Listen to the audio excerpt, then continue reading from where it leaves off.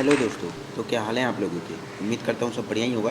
तो ये हमारी वर्कशीट नंबर 40। वर्कशीट नंबर 40 है हमारी। डेट यहाँ पर 6 डालिएगा। मैंने 5 डाली हुई है, उसके लिए मैं माफ़ी चाहता हूँ। तो 6/10/2020। यहाँ अपना name, class, roll number, subject और सब्जेक्ट टीचर का नाम डालिएगा। ये है हमारी poetry comprehension. Rain on the rough. Rough का मीन्स होता है छत, यानी छत में बारिश होना।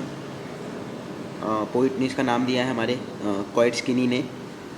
तो हम इसके क्वेश्चन आंसर्स करेंगे। उम्मीद करता हूँ अपने वर्कशीट को पढ़ लिया होगा। तो read the giving about poem and answer the following questions, यानी कि नीचे दिए गए प्रश्नों को पढ़ के हमें उनके उत्तर देने हैं। ऑप्शन हमें दिए रहेंगे। तो इसका पहला है, who is the poet of rain on the rough poem. Rain on the rough poem का पोइट कौन है, यानी कवि कौन है? तो जैसे कि मैंने अभी भी बताया था, क्वाइट स्कैनी इसके कवि हैं, पोइट हैं। इसके थर्ड ऑप्शन पे आप मार्क कर लीजिए, थर्ड ऑप्शन पे B. What is the rhyming scheme of the first stanza. Rhyming scheme of the first stanza. Rhyming scheme वो होती है जिससे हम लोग बात करने की योजना बनाते हैं, जिसे हम हिंदी में तुकबंदी योजना कहते हैं। तो इंग्लिश में इसका ये होगा कि जिस राइमिंग, यानी कि जिस अल्फ़ाबेट का सबसे ज़्यादा प्रयोग उस स्टैंजा में किया गया हो, उसे हम राइमिंग स्कैम कहेंगे। तो फिर इसका ऑप्शन है थर्ड, ABCDDEFE। तो ये है इसका, ये थर्ड ऑप्शन पे क्लिक करिए। तो माफ़ करिएगा, थर्ड ऑप्शन पे टिक करिए, क्लिक नहीं करना है, टिक करना है। तो सी है इसका, the poet is dash the patter of the rain. तो पोइट डैश करता था जब पैटर ऑफ द रेन पड़ती थी, यानी जब रेन की पैटर उसे सुनाई देती थी। तो हाँ, वो उसे सुनता ही था। लिसन टू, वो उसे सुनता था। तो इसके फर्स्ट ऑप्शन पे आप टिक कर लीजिए। इसका डी है, the sound of the rain bring thousand of dash to poet mind.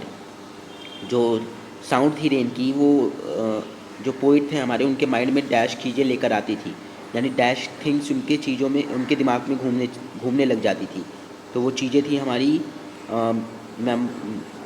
Memorise, imagination, memories, imagination, both 1 and 2 और नॉन ऑफ दिस।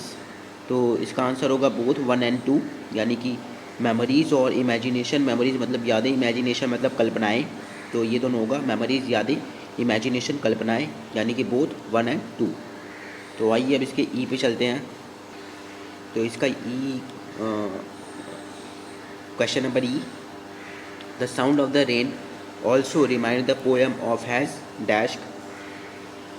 यानी कि रेन की साउंड पोएम को और किसकी, पोइट को और किसकी याद दिलाती थी?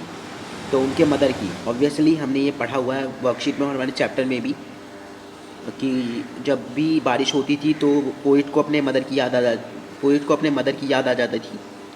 अब मैं अगर पोइट स्कैनी के बारे में आपको कुछ बताऊं, जो कि इसके पोइट हैं, तो वो अमेरिकन लॉयर थे, अमेरिकन लॉयर। पर उन्होंने ये पोएम लिखी हुई है। तो लॉयर ने ये पोएम लिखी हुई है हमारे क्वाइट स्कैनी ने।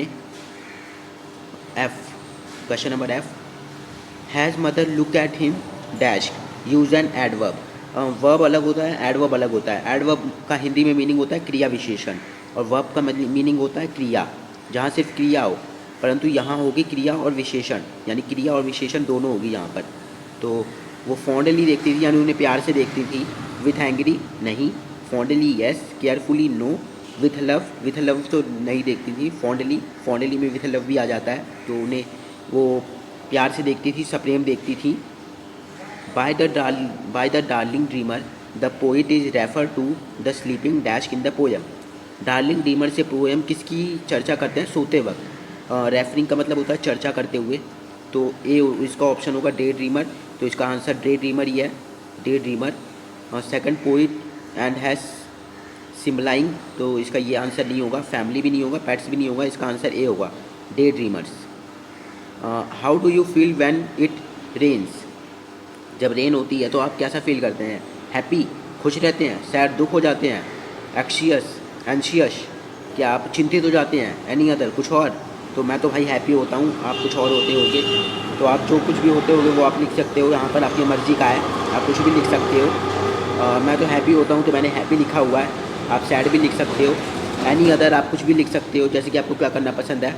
अब मैंने आपके लिए यहाँ पर कुछ वर्ड मीनिंग्स बना के रखी थी जो कि आपकी हेल्प करेंगी।